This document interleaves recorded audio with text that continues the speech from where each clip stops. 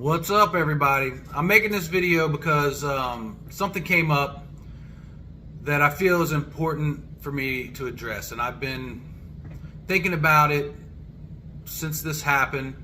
I was gonna make a video yesterday. In most cases, when I'm feeling a certain way, like on these posts I put all the time on my personal page, if I feel inclined to make a video, I typically do it right away, so I'm speaking pretty raw about whatever it is I want to touch on.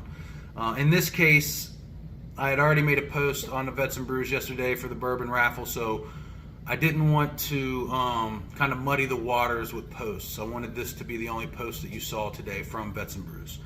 You guys know I'm doing the bourbon raffle. Obviously, I blasted it on my page, I blasted it on the Vets and Brews page, and I also went through and emailed damn near everybody in my contacts list about it, trying to sell tickets and stuff like that. I send it out specifically to all the veterans I have marked in my phone, and then I kind of go through everyone else. During that process, which takes me a couple hours really to do that because I have so many contacts, I got a response from a veteran that's in my phone, and essentially saying, I don't mix alcohol with veterans. I think it's a big problem, and I don't agree with organizations and it kind of blows his mind how there's organizations that mix the two and think that's right. So this isn't something I haven't heard before. Trust me.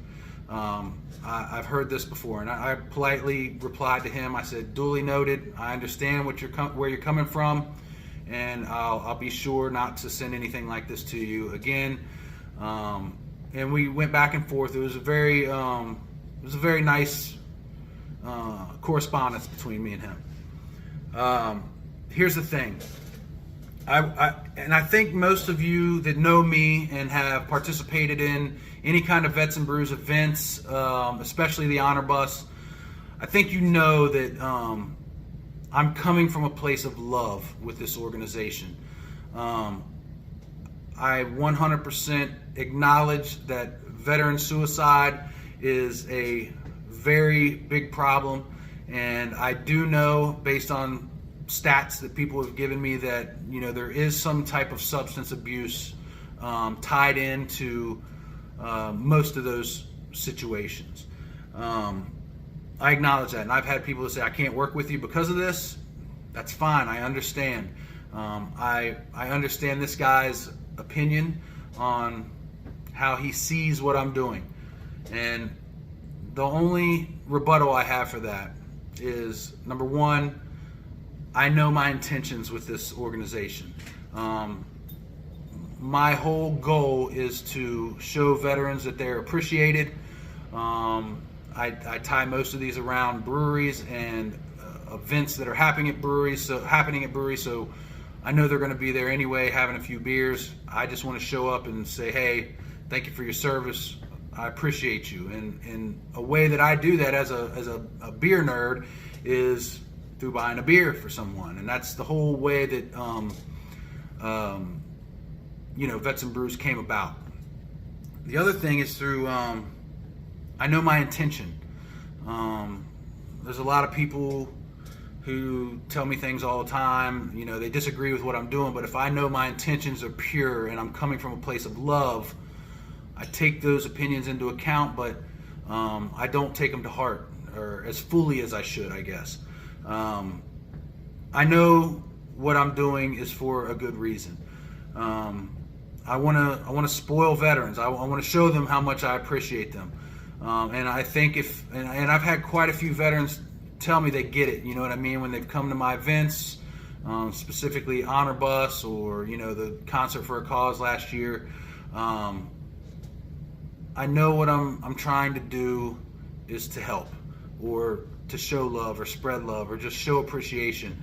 And I think sometimes, I've had veterans that have kind of guided me through these feelings say, sometimes what you're providing is a space for veterans to be around each other and perhaps to be vulnerable with one another. One thing I've noticed, and it's become very obvious to me, is veterans love being around other veterans, and you know they open up to one another. So if someone is having some issues, or you know going through a rough time even, it's sometimes they can share that information over a beer.